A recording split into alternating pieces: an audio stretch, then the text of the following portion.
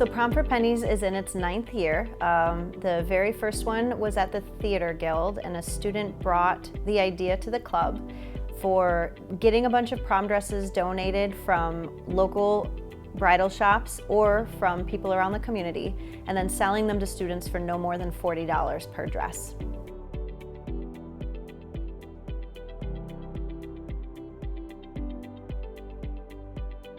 I'm a part of Prom for Pennies because freshman year I joined Junior Optimist, and an older senior invited me to come and help out at the event. And then the first time I helped out, I did some little jobs, and then it's just grown from there, and I love that I get to help with the community service event. To get ready for Prom for Pennies, because it's such a large event, we have to meet in November, and then we hold dress sortings every weekend, every Sunday up until the event. We do things outside of the dress sortings, like getting the raffle items, and there's a lot of people skills that goes into it.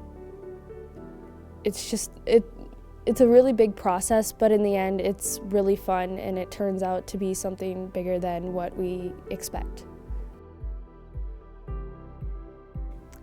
I think Prom for Pennies is important for the community because a lot of high school students can't afford to spend a couple $100s on a dress, and I think it's good that none of our dresses are priced over $45, so you can afford to go to prom. And then we also donate the proceeds to Jacob Swag, which is a great organization.